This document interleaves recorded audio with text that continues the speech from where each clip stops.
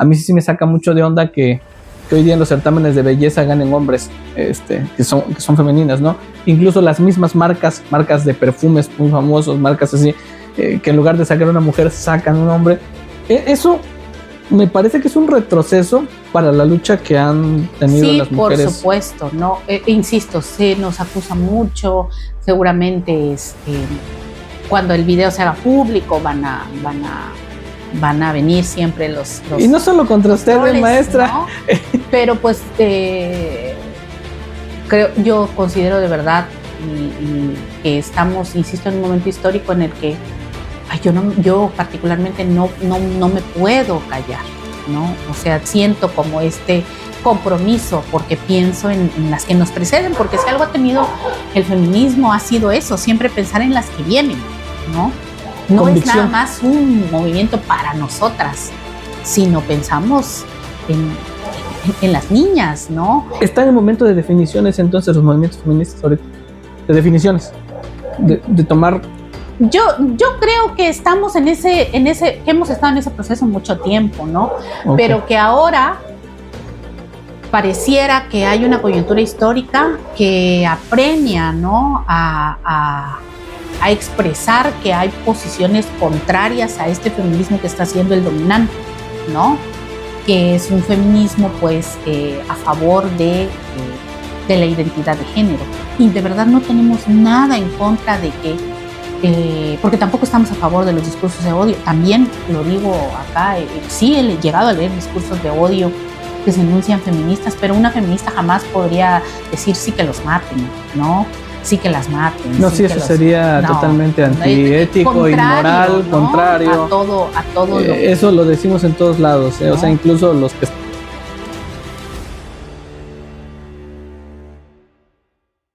Saludos, estimados amigos, qué gusto volver a coincidir con ustedes el día de hoy. De verdad es que es un lujo contar con la presencia de la maestra Olga Tatiana. Maestra, muchas gracias.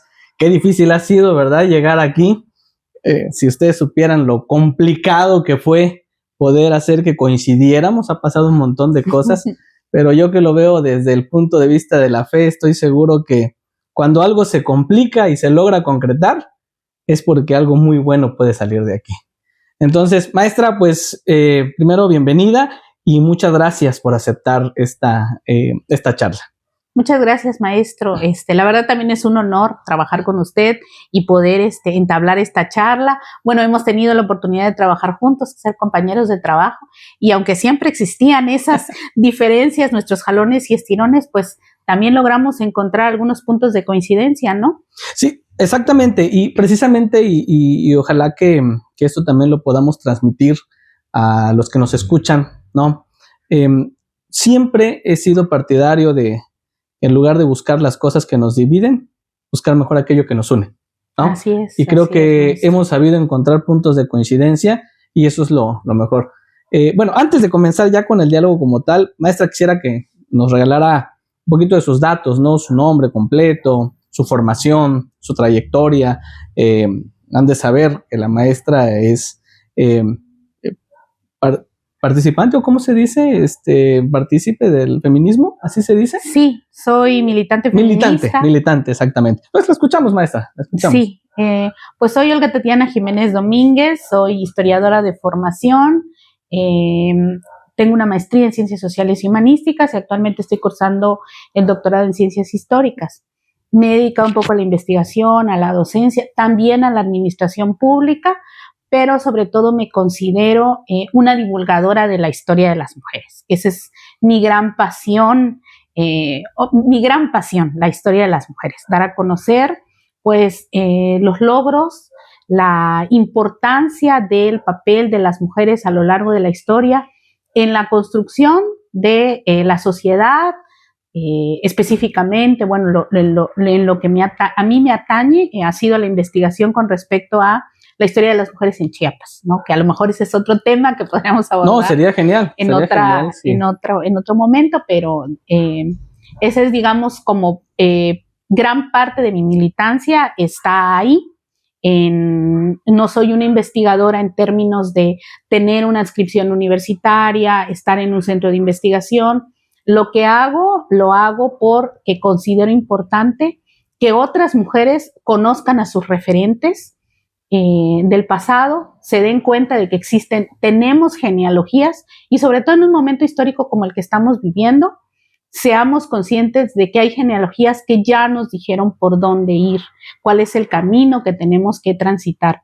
Porque yo creo que llamarnos feministas es un compromiso muy fuerte y que pasa también, aunque tal vez muchas compañeras no lo consideren tal cual, por el estudio, por la lectura, para ir entendiendo nuestro pasado y justamente ese camino que hemos andado y qué es lo que falta por andar.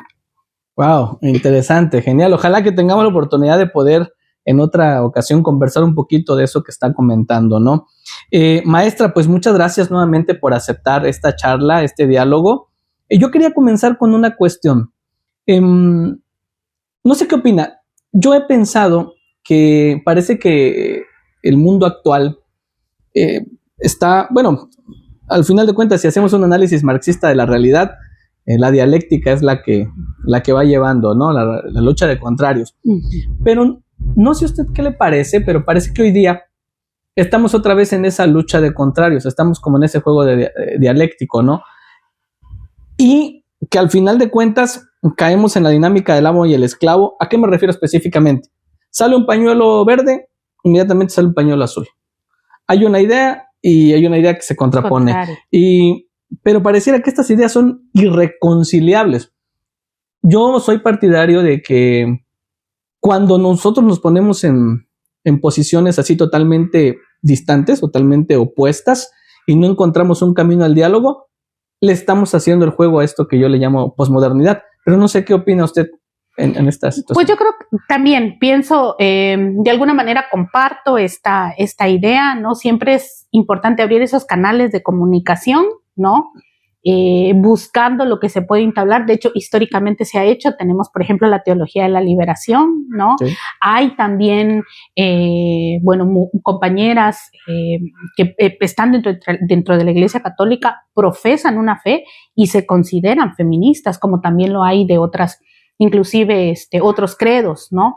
Que están dentro de alguna fe en concreto y se consideran a sí mismas feministas. Es decir, que siempre encuentran esta forma de conciliar su posicionamiento político con relación a las mujeres y su credo o doctrina. Ok.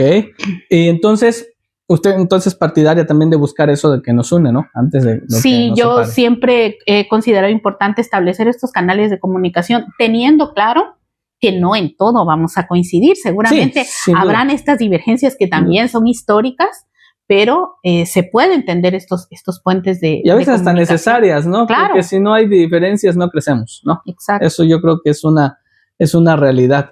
Bueno, y entonces partiendo de esa idea, maestra, una de las primeras cosas que le quisiera preguntar, bueno, ¿qué es en sí el feminismo?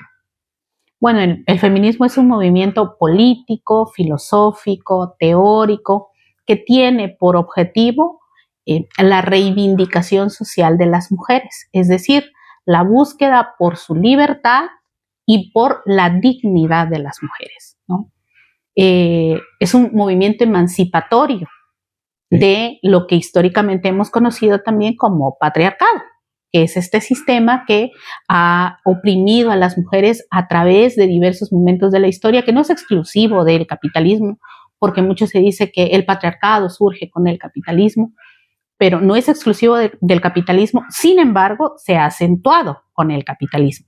Y bueno, ya platicaremos de estas diversas formas en las que se va reinventando el sistema para poder ejercer dominio y control sobre el cuerpo de las mujeres.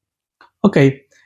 Ahora, teniendo en cuenta lo que dijo, búsqueda de libertad y búsqueda de dignidad. Entonces, para el feminismo, la dignidad es clave, es esencial. Por supuesto, claro. Digo, a propósito de encontrar puntos de coincidencia, ¿no? Y que la audiencia pueda también entendernos. Al final de cuentas, desde nuestra postura también, filosofía personalista, bioética personalista, y también como creyente, como cristiano católico, hay dos cosas que nosotros siempre ponemos en el centro: la defensa de la vida y la defensa de la dignidad de la persona.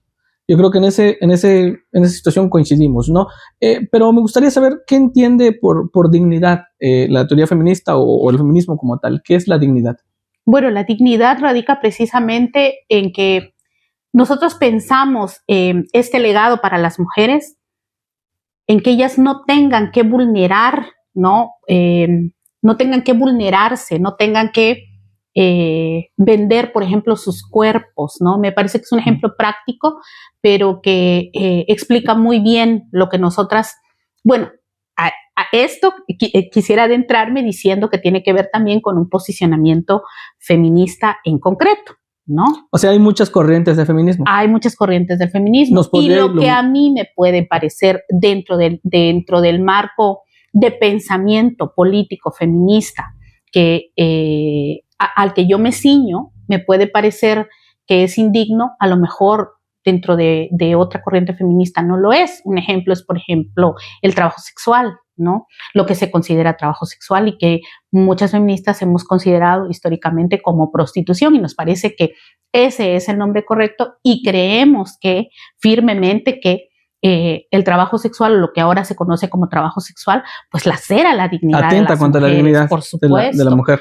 Atenta contra, y esta vez ahora, porque también es importante decirlo en este contexto, no hay, no solamente no hay una corriente única de pensamiento feminista, sino que además nos encontramos ahora muchas veces en posiciones encontradas entre los mismos feminismos, como se ha dado por llamarle a las distintas corrientes. ¿Los feminismos? Sí, claro, ¿no?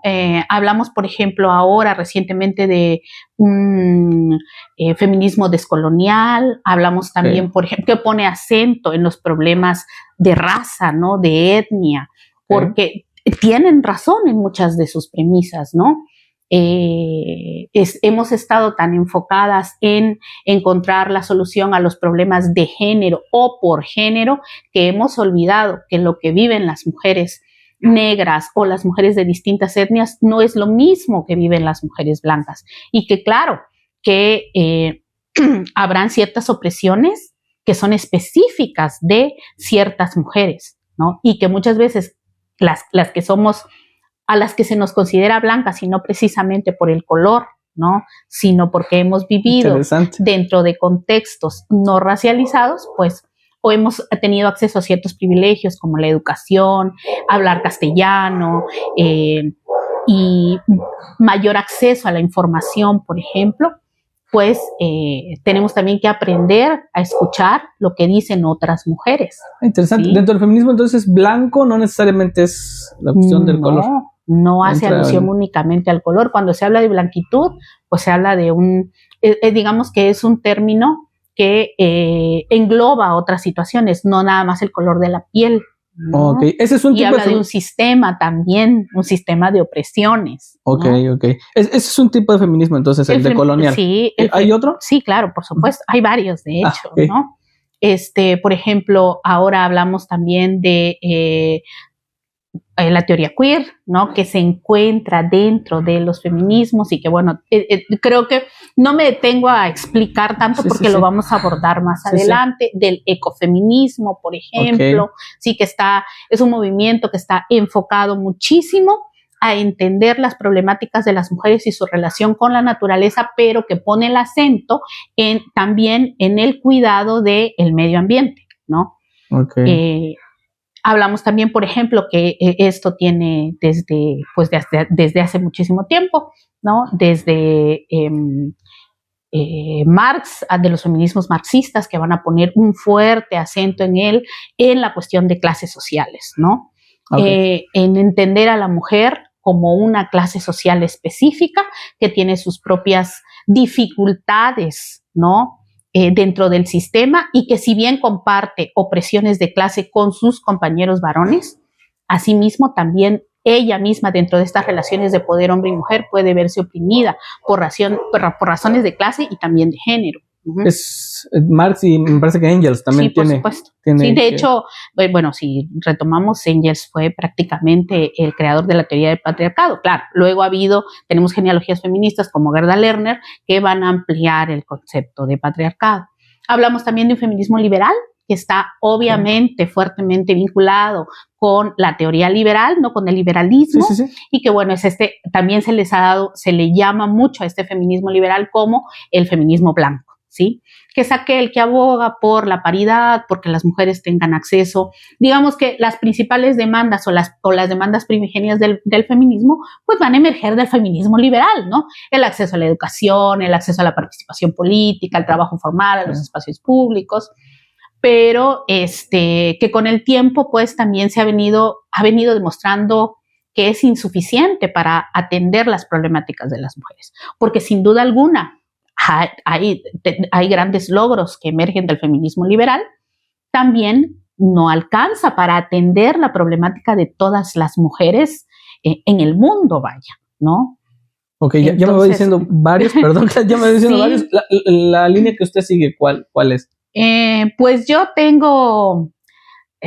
me considero, digamos, ecléctica, pero sí bebo mucho de las genealogías marxistas. Estoy justo en un proceso de formación continua también, ¿no? En el que no niego, digamos, toda la genealogía histórica, porque ocurre mucho que dentro de los mismos feminismos se llega incluso a veces a menoscabar los aportes del feminismo liberal, del feminismo socialista, y por ejemplo las compañeras descoloniales no reconocen como parte de sus genealogías a las feministas liberales, ¿no? Ellas... Hay pugnas internas. Sí, muchas, sí. ¿No? Hay conflictos internos diversos dentro del feminismo, no es nada más el tema del género. Hay muchos conflictos que existen dentro. Me imagino que históricamente ha habido un conflicto específico. Sí, claro, de hecho yo se los comentaba a unas compañeras jóvenes hace poco, es que lo que estamos viviendo, no es novedoso dentro de los feminismos. Esto ha ocurrido desde siempre. Por ejemplo, a principios del siglo XX, las feministas socialistas y las feministas liberales, pues... chocaron. Claro, sí, claro. Obviamente, había encontronazos. Para algunas, por supuesto, para las feministas liberales, las sufragistas, era muy importante el derecho al voto, mientras que las feministas socialistas consideraban que sí, en efecto, el derecho al voto era importante en tanto pudieran incidir en el ámbito público para mejorar sus condiciones de trabajo, porque eran obreras, asalariadas, que vivían y que laboraban en condiciones indignas, ¿no? Sí, entiendo. O sea, lo que le decía, al final de cuentas hay dialéctica dentro. Exacto, también. Por supuesto. Claro. Sáqueme de una duda, maestra. Escuché por ahí una política, creo que Jesús se llama, no me acuerdo, que hablaba de un feminismo que ponía al mismo nivel a las mujeres, a los animales, a las diferentes especies. Creo que feminismo especista. ¿Tiene consistencia eso? No, creo que al contrario. Creo que ella sugiere que, bueno, no lo sé con certeza, ahí le estaría mintiendo, ¿no? Pero por lo que usted me dice, intuyo que puede ser esta idea de que se considera especista precisamente a todo aquel que no le dé la importancia concreta a los animales, al medio ambiente, y que considera que todo debe de estar en dominio del hombre, entendiendo, ¿no? Al hombre, hombre y mujer, ¿no?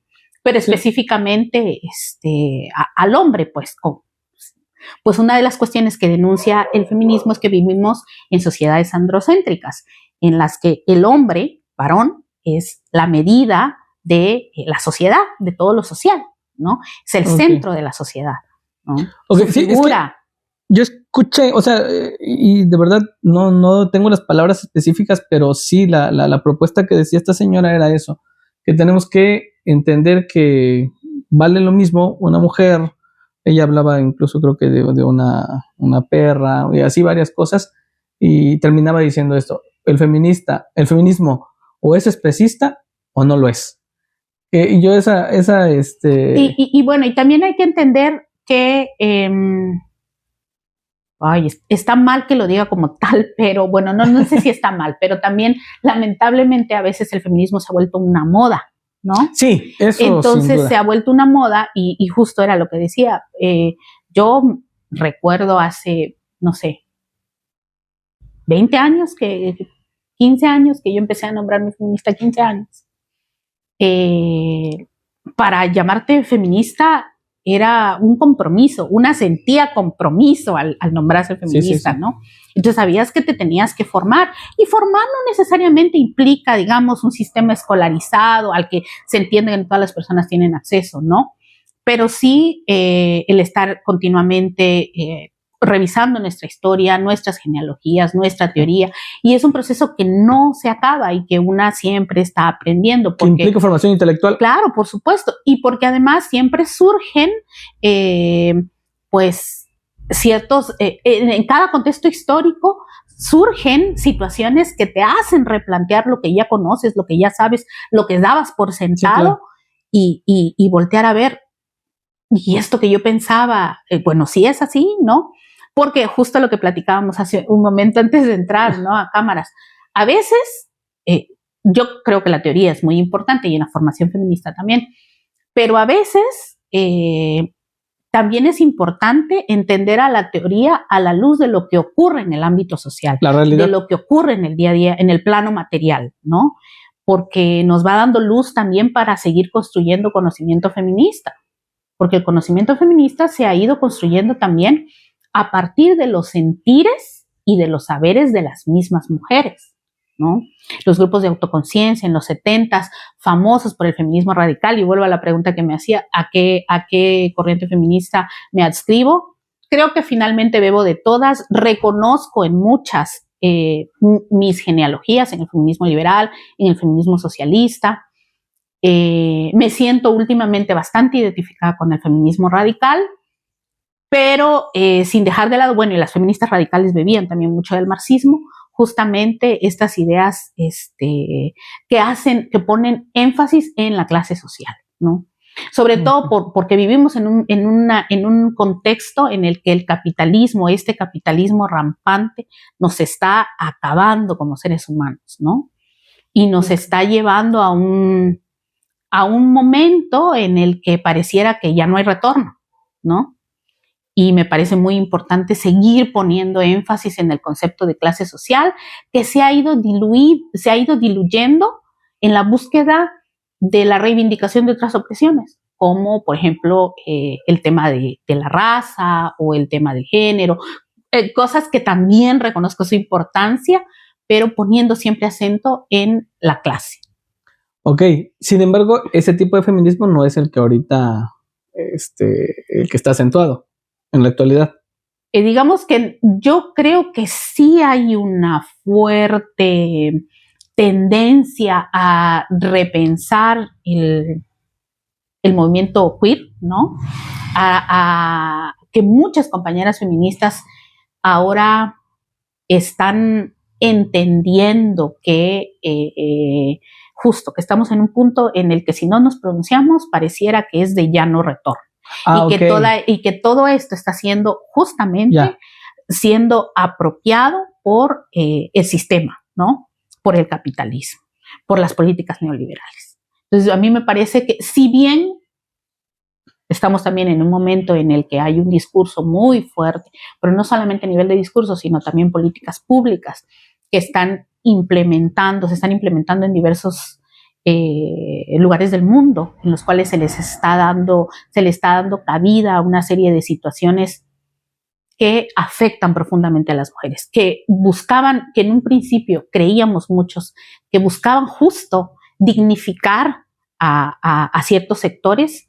Ahora muchas compañeras que lo dicen abiertamente y otras que por temor, y eso yo lo entiendo, lo comprendo, no lo comentan, no lo dicen, pues nos estamos dando cuenta que esos discursos que buscaban dignificar a estos sectores, pues están también provocando situaciones que son nocivas para las mujeres, ¿no? Ok, interesante. Ahorita vamos a llegar para allá porque creo que es el tema central que nos trae.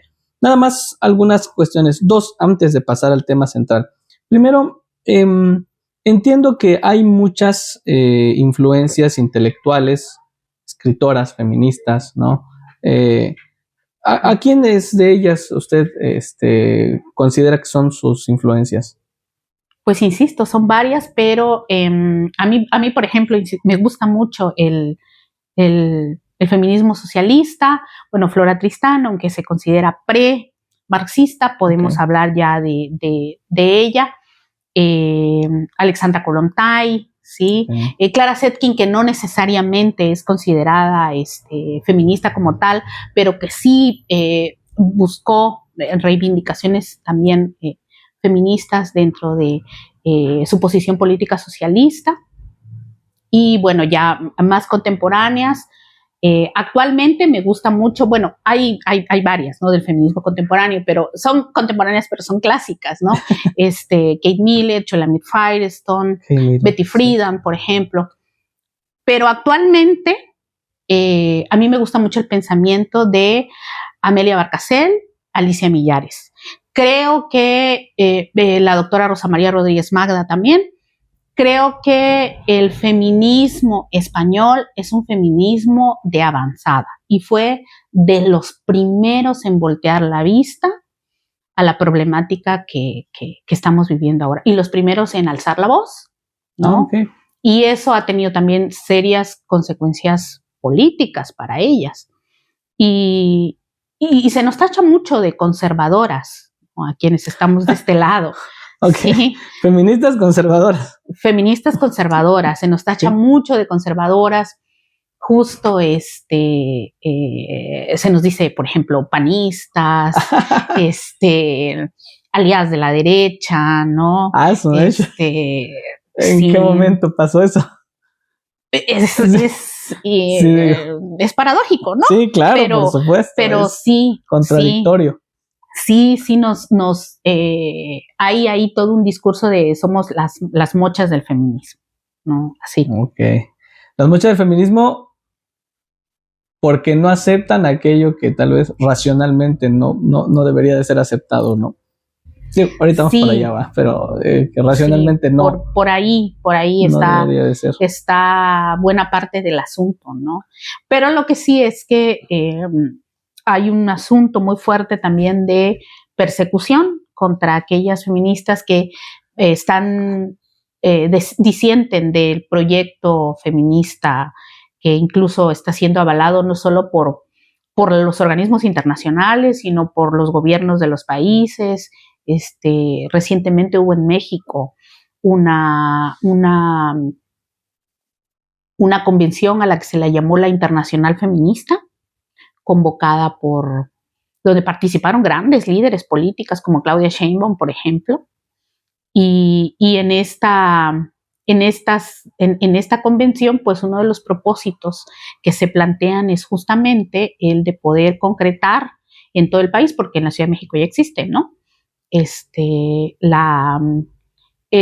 cambio de identidad de género. Ah, ok. Y cosas que no todas las feministas están. Okay. La donación de óvulos. Esa es la segunda cuestión que le quería decir antes de entrar de lleno. Hablamos de vida y de dignidad. Le voy a hacer algunas preguntas y usted me da su opinión, ¿no? Empezando de cosas muy sencillas. Ser creyente en el feminismo, ¿qué opina usted de ser creyente? De la religión en sí. Yo soy muy respetuosa. Yo particularmente tengo cierto conflicto en general con las religiones, ¿no? Okay.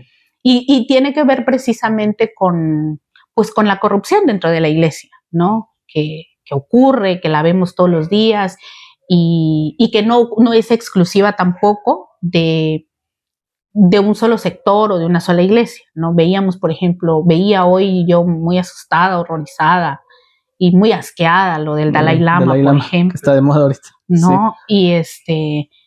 Y pues es tremendo que se quiera justificar en términos de cultura, ¿no? Porque hay mucha gente que dice que, bueno, es que esto es parte de las pautas culturales, ¿no? De la tradición y de la cultura del Dalai Lama, pero es evidente en el video, si usted lo vio, que el niño, que la criatura que está ahí se siente incómoda, ¿no? Se siente incómodo y se retira, intenta retirarse, ¿no? Entonces, creo que esas cuestiones, poder como encontrar, digamos, como la solución a profesar una fe y ver que los líderes religiosos pues puedan realizar este tipo de actos, a mí me produce un conflicto enorme, porque justamente una de las premisas del feminismo es que las mujeres podamos vivir una vida libre de violencia, ¿no? Y que los niños y las niñas también puedan vivir una vida libre de violencia, ¿no? Okay. Entonces porque sabemos, desde el feminismo se ha teorizado que, pues como se han construido las masculinidades históricamente, los niños varones también corren grandes riesgos, ¿no? Los corren las niñas, los corren las mujeres, pero también corren estos riesgos los niños, ¿sí? Porque finalmente, entendiéndolo, digamos, desde lo social, los niños no son hombres aún, ¿no? Sí, son niños al final de cuentas, ¿no? Son niños. Sí. Entonces, personalmente no, entiendo que no es creyente. No, pero sin embargo, conozco a muchas compañeras creyentes. He tenido la curiosidad precisamente. El otro día justo me lo planteaba. Quería preguntarle a una compañera que no es de acá, es de Campeche, pero creo que actualmente vive en la Ciudad de México, y que ella siempre hace alusión a su ella es cristiana, okay. Hace alusión a su fe, cómo conciliaba, ¿no? Esta parte, porque me siento también curiosidad, ¿no? Sí, pero de que existen muchas compañeras que profesan una fe, sí las hay, yo conozco a varias, ¿no? Que están, y que incluso llega un momento de su vida en que lo necesitan, y ellas, siendo feministas, van y buscan entrar a tener algún credo, pertenecer a una fe, y lo hacen, ¿no? Y bueno, y se sienten satisfechas. Me parece invasivo a lo mejor preguntarles, oye, pero creo que también es como una duda legítima que tengo, no con la intención de juzgarla, sino de comprender cómo logran conciliar todo eso. Entiendo entonces que el conflicto suyo es más institucional, pero ve una vía en que la religión puede ayudar a dignificar. Sí, yo, bueno, por lo que he visto a algunas compañeras que tienen esa necesidad espiritual, digamos, pues sí conozco varios casos, ¿no? En los que ellas han decidido profesar alguna fe o religión. Genial. Ok. Segunda cuestión. Hoy día está muy, muy marcado dentro de la cuestión bioética el caso de la inseminación artificial y todo lo que pues trae esto, ¿no? Vientres de alquiler, donaciones de óvulos, ¿no? Y bueno, un montón de situaciones que se generan ahí. ¿Qué opina sobre estas cuestiones? Es muy curioso porque, como le decía, en el feminismo siempre estamos como en la búsqueda de, ¿no? De conocimiento nuevo, y de verdad a veces se nos denosta mucho a las feministas, pero cuando alguien de verdad conoce el movimiento se da cuenta de que hacemos un esfuerzo grande para la construcción del conocimiento, y leemos mucho y tratamos de estar siempre, además, actualizadas en términos de cifras, de lo que ocurre día con día. Yo recientemente, no es que fuera partidaria de los vientres de alquiler, no, siempre me ha hecho mucho ruido, pero no veía gran problema en la reproducción asistida, ¿no? Sí. No había identificado, porque entendía, para mí era como esta situación en la que una pareja tiene una necesidad concreta, ¿no? De tener hijos, y bueno, busca la posibilidad a través de la tecnología. Poco a poco he ido entendiendo que, al igual que con el tema de la identidad de género, es un tema del deseo, ¿no? Claro. Es un tema netamente del deseo, del tener, del de poseer. Y claro, por supuesto que ha hecho clic con mi formación feminista, ¿no? He ido entendiendo, y también a partir, por eso le decía que es tan importante sí formarse teóricamente, pero viendo siempre lo que está ocurriendo, claro, en el tema de la realidad, ¿no? De lo que está pasando día con día. Y entonces resulta que, por ejemplo, me entero que la donación de óvulos, ¿no? En realidad muchas veces no es una donación, son mujeres precarizadas que tienen la necesidad de vender. Así es. ¿No? sus óvulos para que estos puedan ser consumidos por quienes, pues, por una pareja que desea, ¿no?, tener un bebé, ¿sí? Y esto ha dado lugar a una serie de situaciones que por supuesto que ponen en jaque la dignidad de las mujeres y también de los niños y las niñas que son producto de estas circunstancias, ¿sí?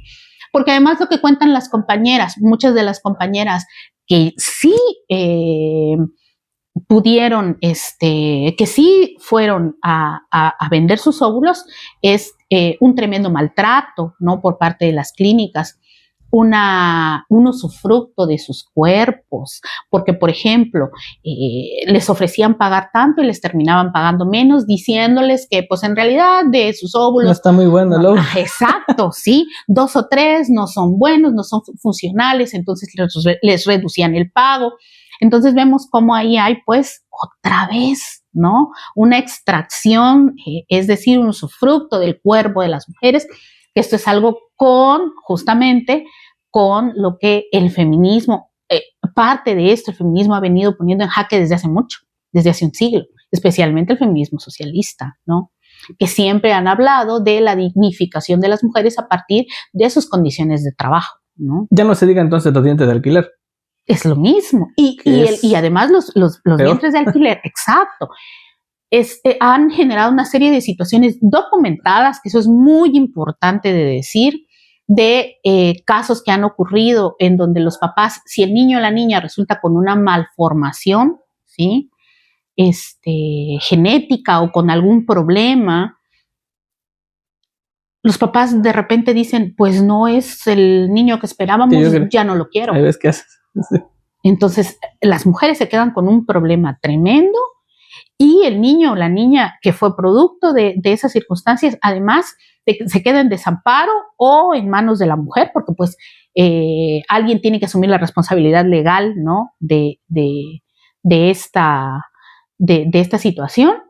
Los niños también se quedan, insisto, en el desamparo y con un problema, además físico o con alguna malformación o con algún problema derivado de esta circunstancia. Entonces, además de que volvemos a la reproducción de los estereotipos y los roles de género a través de los cuales, bueno, los roles sexistas o sexuales, le vamos a decir, ¿no?, porque también parte de este nuevo compromiso es tratar de evitar ya usar la palabra género y en lugar de decir género, decir mujeres o decir feminismo, ¿no?, dependiendo de la situación.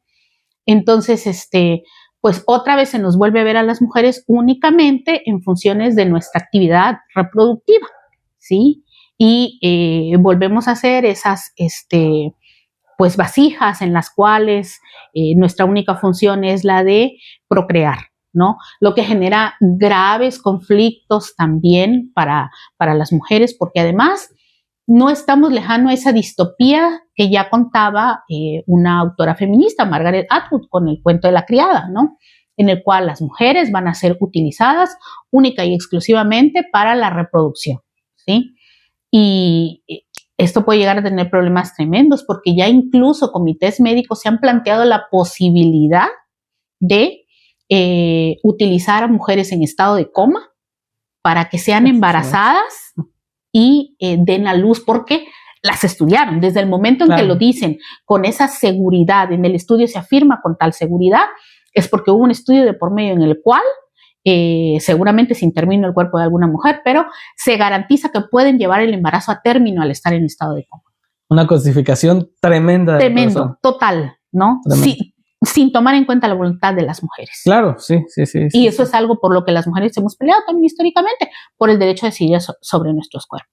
Y entonces parece que se vulneran nuevamente nuestros derechos, ¿no? Nuestra dignidad, nuestros derechos, nuestra libertad, porque entonces se nos puede convertir en esclavas. Claro, esa esclavitud del siglo XXI. Y no es descabellado pensar que también cuando avance la ciencia y vemos que este proyecto transhumanista está presente y se sigue trabajando en él, pues cuando resulte pertinente se hará seguramente, o puede ser que se quiera hacer un trasplante de útero, ¿no? en el cual las mujeres puedan ser despojadas de sus úteros para que sean trasplantados, ¿no? Sí, claro. Y podrán decir, no, es que estamos, porque se dice mucho. Conspiranoicos. Somos conspiranoicos, sí. Somos conspiranoicas, estamos desvariando, pero nosotras pensamos que no está tan lejos. Alguna vez creímos que el cuento de la criada era una distopía, ¿no? Pero pues sí, no, es que realmente está presente ahora. La realidad está superando la ficción. Sí, definitivamente. Aunado a eso, maestra, los embriones congelados, ¿qué opina? Pues es parte de lo mismo, ¿no? Es parte de toda esta tecnología que lo que está intentando es volver nuevamente a las mujeres a estas funciones única y exclusivamente de reproducción, en los cuales se nos considera como una cosa, ¿no? Okay. Que puede servir para los demás. Que esa ha sido la historia de las mujeres al servicio de otros y para los otros, ¿no? Situaciones como la que comentó hace rato, de que pues una mujer se queda con el bebé, aborto a los 9 meses, maestra.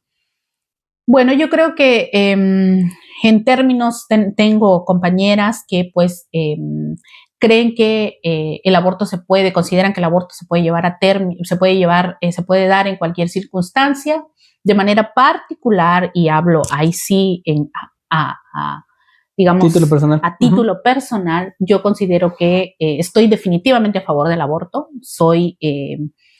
creo firmemente en el derecho de las mujeres a decidir sobre sus cuerpos,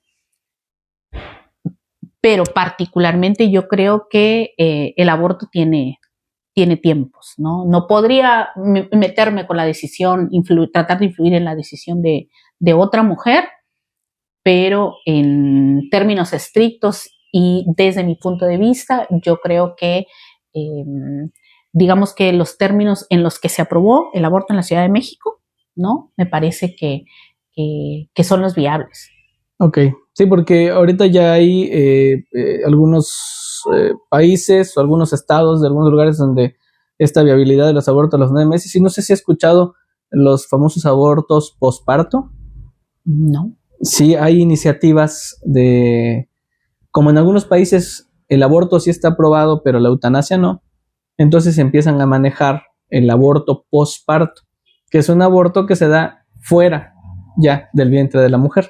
No, desconocía. Y le ponen el título de aborto para que no sea una eutanasia, sino que se considere como aborto, y entonces pueda haber ahí, si puedan asesinar al niño ya nacido. Es bastante interesante esto que... No lo he escuchado, tendría que leerlo antes de opinar, porque desconozco, porque a veces mucha de la información también que se vierte también a veces es equivocada o es errónea por parte, digamos, de los grupos pro vida, lo digo con todo respeto, ¿no? Pero tendría que esto es muy real, yo sí invitaría a que lo busquen, porque si hay iniciativas, le digo que como se juega mucho con la ley, en lugar de ponerle eutanasia porque no está permitido, prefieren poner el nombre de aborto, y entonces, como el aborto sí está permitido, entonces se posibilita. Son iniciativas que se están gestando, que se están generando. Le digo, yo le preguntaba, claro, pensé que tenía idea de eso, pero no hay problema. Pero yo sí invitaría a la audiencia. Desconocía porque justamente, bueno, yo insisto, creo firmemente en el derecho de las mujeres a decidir sobre sus cuerpos, aunque el aborto no es el tema, no es, digamos, mi tema, ¿no? Sí. Yo, gran parte de lo que he trabajado tiene más que ver con el derecho de las mujeres a una vida libre de violencia. Sí. Y de verdad no lo está, como dije al principio, no venimos a debatir, claro, sino más bien preguntarle, ¿no? Y pues me dice que no tiene idea de esto, está bien, ¿no? Pero sí le invitaría a estudiar un poquito sobre esto, y también a la audiencia, porque son de las situaciones que sí a mí me han sacado mucho de onda por cómo yo creo que tiene que ver, bueno, me arriesgo a decirlo así a priori, porque insisto, no conozco el tema. Creo que tiene que ver justo con la penetración de pues de la posmodernidad, ¿no? Dentro de la agenda pública y política, ¿sí? Que muchas cuestiones que nosotros dábamos ya por hecho, por sentadas, ¿no? De repente ahora se ponen a debate, ¿no? Y hay que deconstruirlas, ¿sí? Sí. Y sí, creo que tiene que ver también con esa cuestión. Ok, y ya pasando al tema que nos trae, qué bueno que sacó el tema de la posmodernidad. ¿Usted sí ve, o sea, de entrada sí acepta el término posmodernidad? Sí, claro. Sí, lo toman. Sí, por supuesto. ¿Ve un problema antropológico dentro de la posmodernidad? Pues bueno, el problema que ubico fundamentalmente, mi formación no es la de filósofa, pero sí he podido realizar ciertos estudios teóricos y que me permiten también entender muchas cuestiones, ¿no? Yo insisto, creo que justamente ¿qué es lo que ha permeado la posmodernidad en términos de los movimientos sociales, ¿no? No nada más del feminismo, sino en general. Sí. Pues ha sido precisamente la segmentación de los mismos, ¿no? Y el feminismo no se ha librado de eso, ¿no?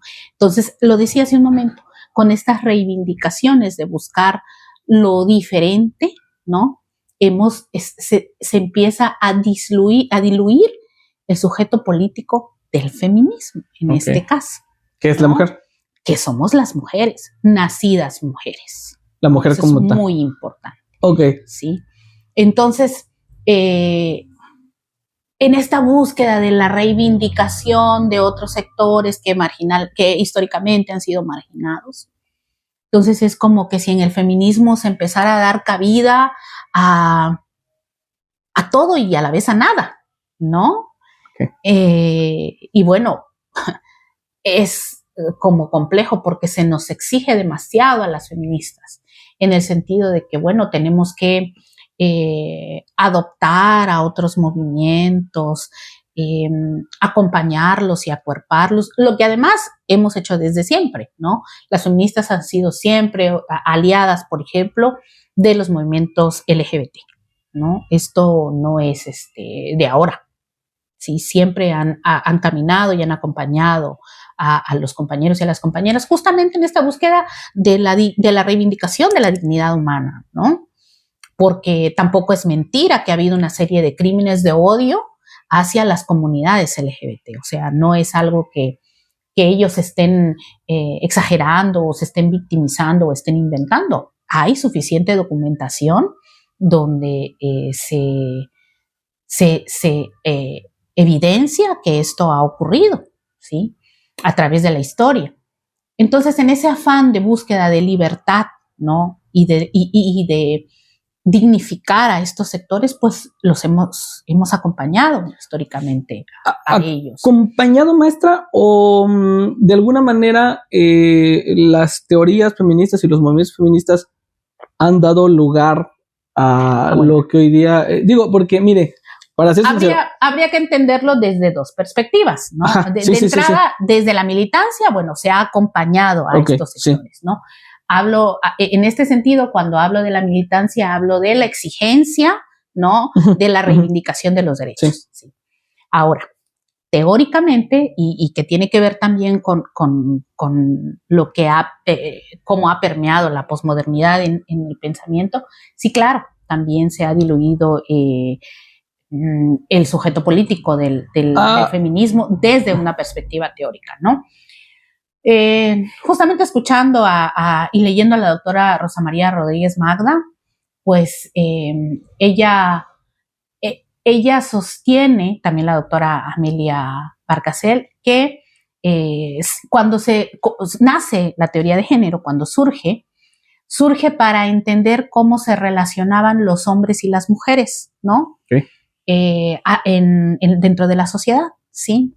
Y cómo dentro de estas relaciones de género existían también relaciones de poder.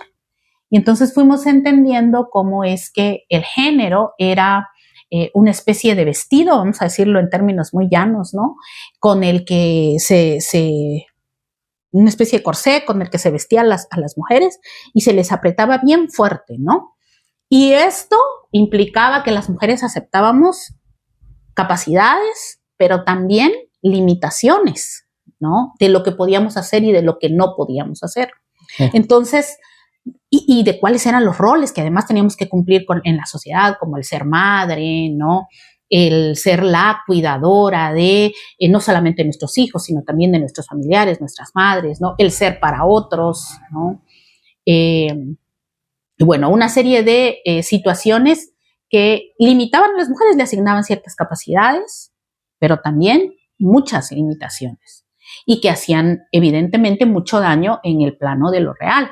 Entonces, ejemplos que a lo mejor pueden parecer muy superfluos, pero que son solo una muestra de, ¿no? Por ejemplo, que una niña no pudiera jugar fútbol, ¿no? ¿Por qué? Pues porque es mujer y el fútbol no es un deporte para las niñas, ¿no? Hasta situaciones muy graves como el hecho de mujeres que eran asesinadas o que son asesinadas por el hecho de ser mujeres, porque los feminicidios existen y tienen su raíz en el género, ¿sí? Así es como entendíamos inicialmente, ¿no? La teoría de género, ¿sí? Digamos, desde que fue construida por Gail Rubin, ¿no? Y que, bueno, se fue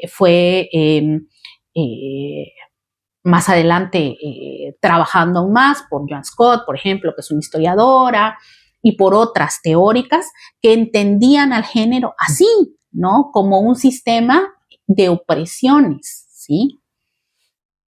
En el que se les asignaba un deber ser a las mujeres y un deber ser a los varones, pero que beneficiaba este deber ser a los varones en el sentido de que les permitía detentar el poder público, político y también dentro de sus hogares, ¿sí? Así surge la teoría de género. Así surge la teoría de género. Y este fue el sentido que durante mucho tiempo se le dio a la teoría de género.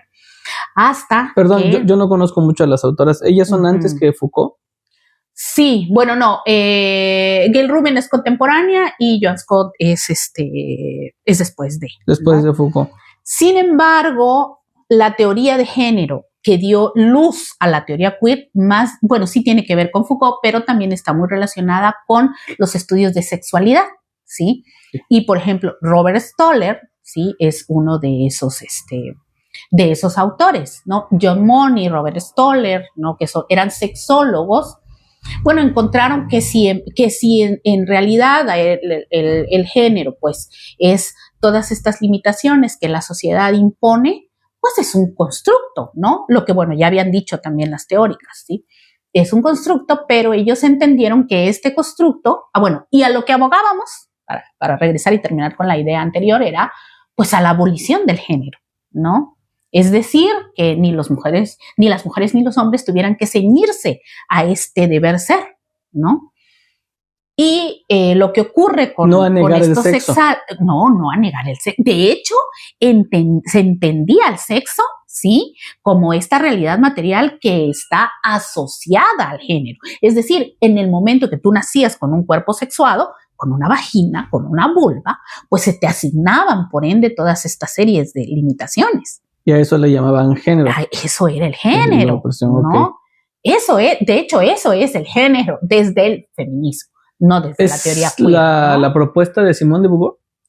Cuando ella dice, exacto, que uno no nace mujer, sino que llega a serlo, ¿no? Precisamente. Bueno, entonces con estos autores, los sexólogos, Robert Stoller, John Money, que además John Money hizo una serie de experimentos con una pareja de gemelos muy controversial. Sí, bastante, sí. Bueno, entonces terminaron muy mal, de hecho, los gemelos, ¿no? Se suicidó. Terminaron, sí.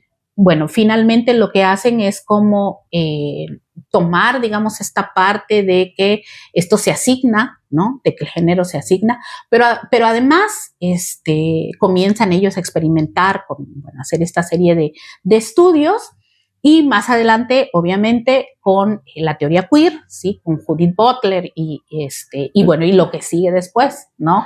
Sí, Despreciado y otras exponentes, pues con la emergencia de la teoría queer, de la cual también estuvo muy relacionada, pero después se desdice también un poco Teresa de Lauretis, que es otra de las grandes autoras de la teoría de género, se pervierte el uso del concepto género, ¿no? Y es que ahora resulta que, bueno, si el género, que no el sexo, si el género es una construcción cultural, pues bueno, entonces es también un performance, ¿no? Porque entonces yo me visto con el género que yo quiero. Y hoy me puedo identificar con un género, pero mañana me puedo identificar con otro. Es toda la teoría de Judith Butler, Monique Wittig, Beatriz Preciado, que ¿cómo me dijo que se llamaba ahora? Paul B. Preciado. Paul ¿no? Preciado. Sí. Es importante aquí hacer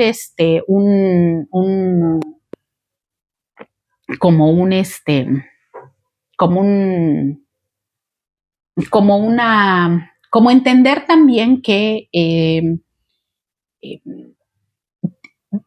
si bien la teoría queer surge, digamos, cercana al feminismo, y sí, pues está relacionada con el movimiento feminista, también tiene su propio desarrollo, ¿no? Que incluso comienza a alejarse de las premisas. Sí, me parece que ya de Judith Butler entonces empieza a alejarse de las teorías feministas. Sin embargo, ¿ellas se consideran feministas?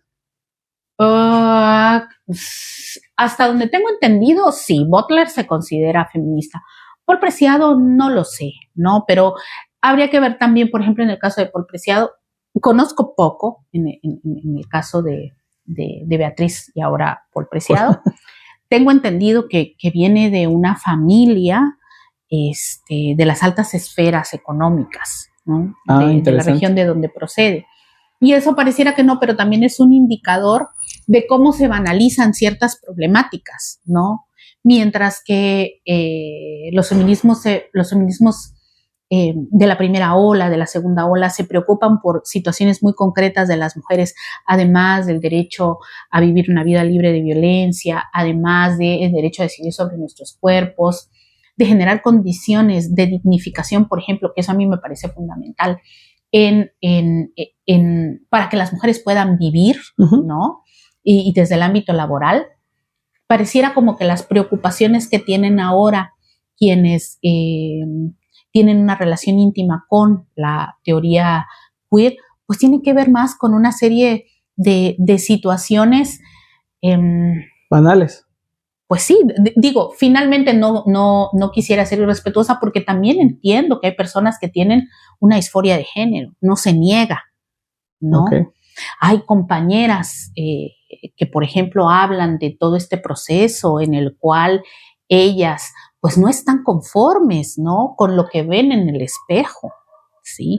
Sin embargo, no se nombran mujeres. Entienden, okay, ¿no? Las diferencias que pueden llegar a existir.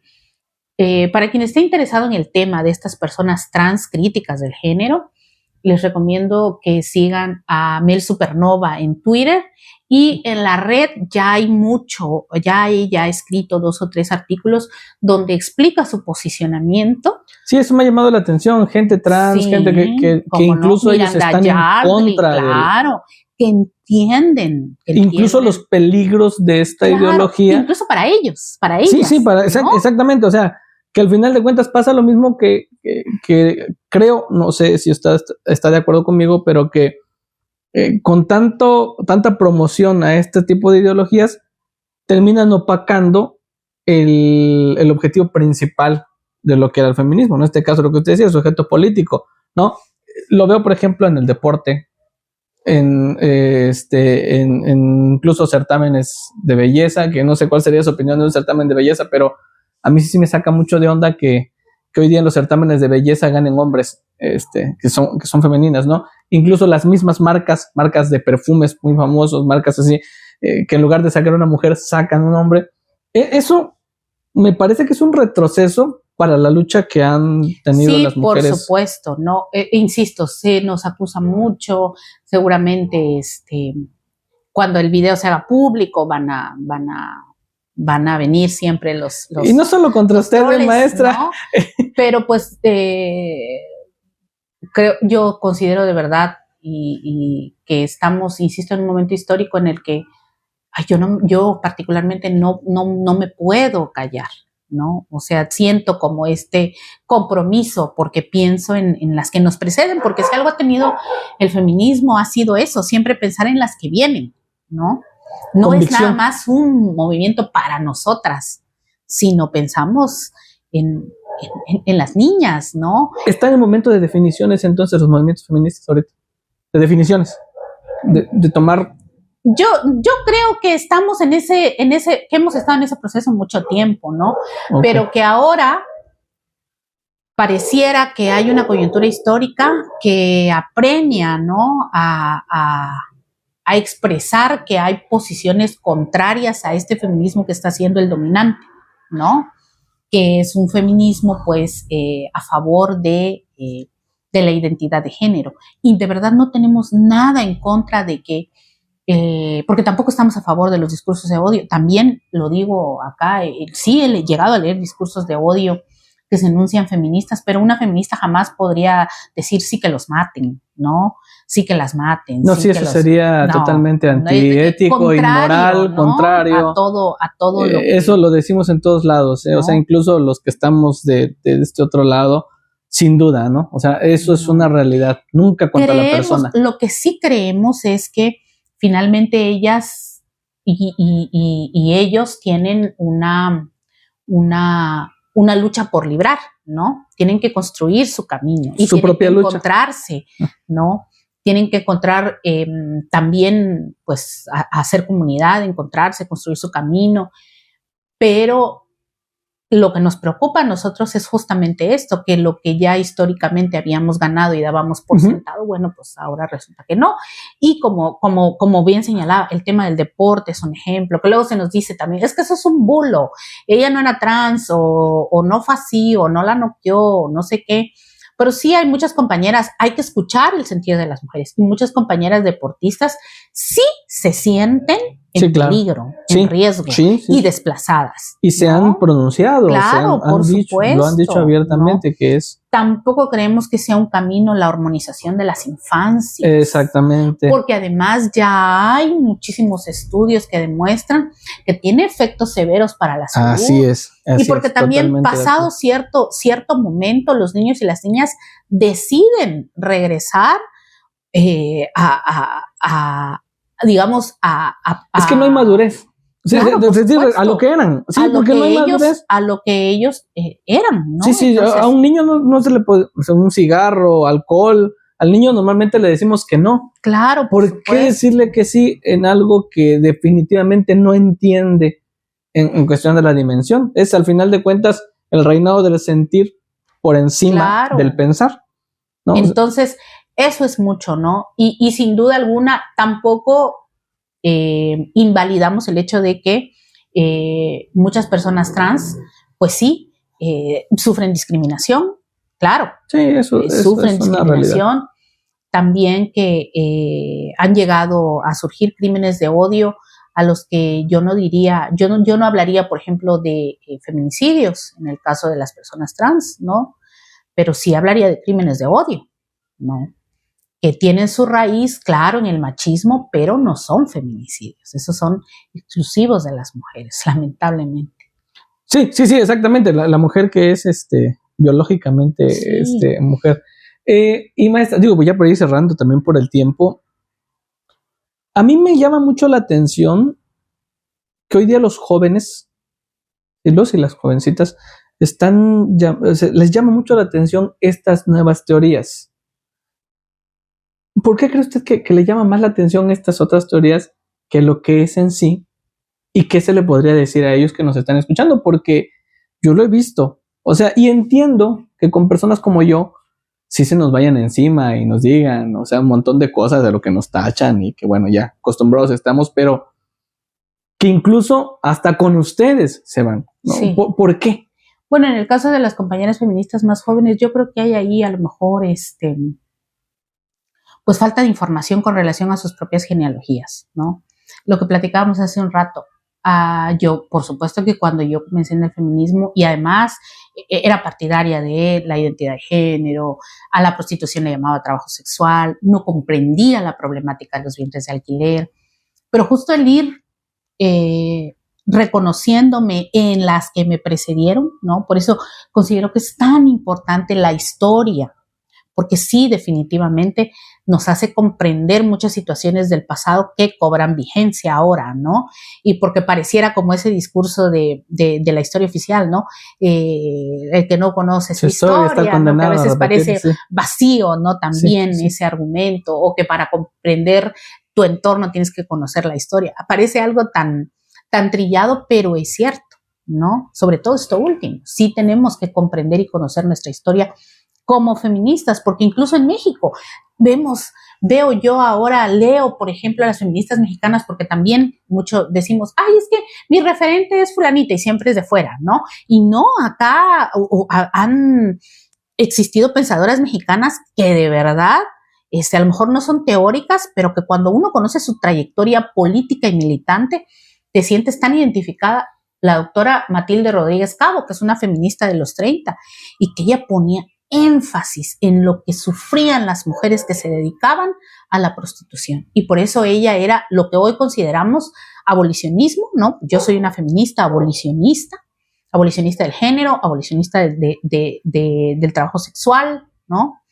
Y lo que ella consideraba que era una situación que ponía en gran riesgo a las mujeres. Maestra, y aprovechando, a propósito que estamos hablándole a los jóvenes, ¿eso implicaría entonces OnlyFans y todas estas cuestiones? Claro, OnlyFans es una plataforma que se ha descubierto su relación con redes de trata. Exacto.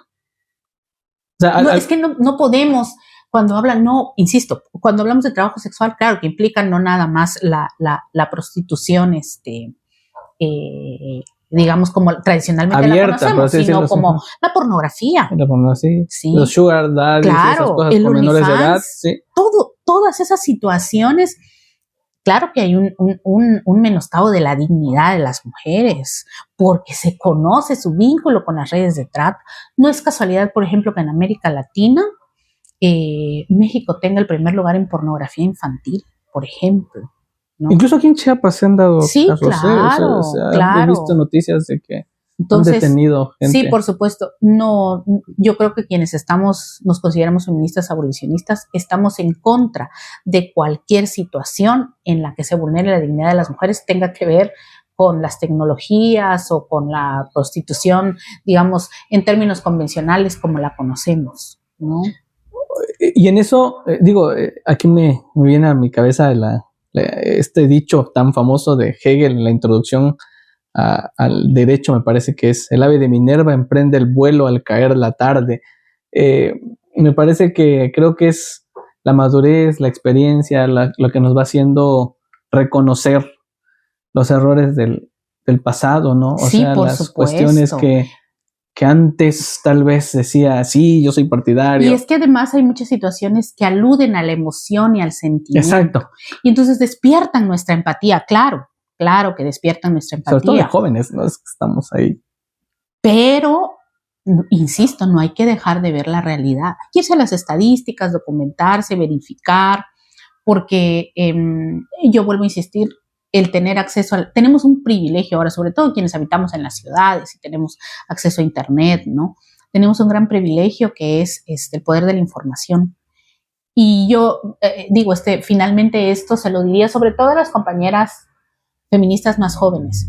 Hay que buscar nuestros referentes, nuestras genealogías, para entender dónde estamos posicionadas y cuál ha sido siempre el objetivo del feminismo. Y decir la verdad no es un crimen de odio. No es un crimen de odio decir la verdad, pero mire que tenemos que andar ya con mucho cuidado y aprovecho el espacio para compartirlo, porque hay lugares en el mundo donde ya estos discursos están siendo censurados. Sí, ¿no? Sí, sin duda. A ver si pasa en YouTube. Incluso, pero van más allá de la censura, que es lo más fuerte, ¿no? Incluso en España, por ejemplo, una feminista histórica como Lidia Falcón estuvo a punto de ir a la cárcel por decir algo similar a lo que estamos diciendo, ¿no? Y a partir de la nueva ley que se aprobó hace aproximadamente un mes, ¿sí? Como un mes en España, que tiene que ver justo con el tema de las identidades trans. Ah, sí. Pues ahora es cuando uno cuestione, ¿no? Sí, Haga cualquier cuestionamiento, por mínimo que sea, a una situación de estas, pues también te puedes ir ya a la España, paz. Canadá, o sea, hay lugares donde, Argentina, donde sí están muy fuertes y no sé qué tanto falte para que llegue a nuestro país. Pues a mí me parece que esto que ocurrió recientemente con la Internacional Feminista, la Internacional Feminista, que dejó muy claro cuáles son los principios de este proyecto político, ¿no?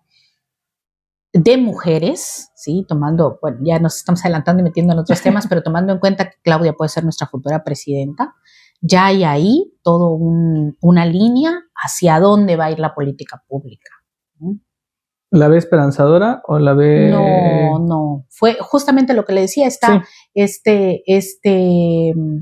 entre otras cuestiones, pues claro que se habla de los vientres de alquiler, claro que se habla de por fin legalizar, ¿no?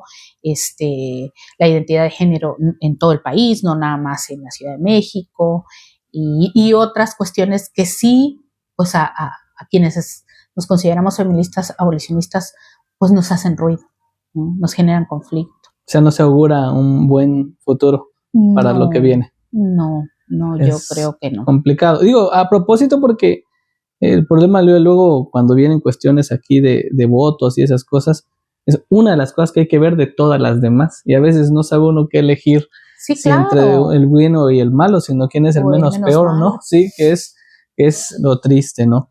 Pues, maestra, por el tiempo, yo le agradezco muchísimo. No, usted me hizo por la entrevista. No sé si quisiera decir alguna última cuestión, sobre todo para los jóvenes, porque creo que sí importa mucho, ¿no? De alguien tan equilibrada como usted. ¿Qué le podría decir a la juventud? Pues eso, no, que yo creo que siempre las personas buscamos un sentido de pertenencia y entonces nos vamos adhiriendo a grupos en los que ponemos nuestras convicciones. Pero nunca olvidar que debemos de algo que ha fallado en nuestro sistema escolarizado es incentivar el pensamiento crítico, ¿no? Y entonces desde ahí, ¿no? Poner mucho cuidado, mucha atención en lo que consumimos, a quién beneficia, para qué se está haciendo, ¿no? Y especialmente en lo que tiene que ver con relación al feminismo, ¿no? Pensar si ese proyecto que se pretende o ese proyecto político que se enarbola realmente beneficia o no a las mujeres. Que no solamente porque tiene el título de feminismo se piense que ya, que es un buen camino, ¿no? Exacto. Y lo que tristemente. Y pues, estimada audiencia, tal vez esta sea una entrevista totalmente diferente de lo que hemos venido trabajando y para mí personalmente es algo bastante bueno, créanme, se lo digo con mucha sinceridad. Y lo que usted decía hace rato, tal vez van a venir gente a devorarla. No dudo que haya más de alguno también que por este lado, ¿no? En todos lados se cuecen habas, ¿no? Y en todos lados hay extremos, y los extremos se tocan, ¿no? Sí. Y aquí lo que estamos tratando de mostrar es que hay que salirse de esa dinámica del amo y el esclavo. Y la única manera de romper ese vínculo del amo y el esclavo es buscar qué nos une y qué nos separa, ¿no? Más bien buscar lo que nos une y no aquello que nos separa. Y maestra, ojalá que quede pendiente una segunda parte maestro, donde podamos ahondar más, porque el tiempo a veces es el que juega en nuestra contra. Queda abierta la invitación. Muchas gracias. Y maestro, muchísimas gracias de todo corazón. Y muchas gracias a todos los que nos escuchan y ojalá podamos ver sus comentarios, ¿sí? ¿Qué piensan, qué proponen para una segunda entrevista y a tener un poquito más de material? Pues muchísimas gracias a todos. Nos vemos en la próxima.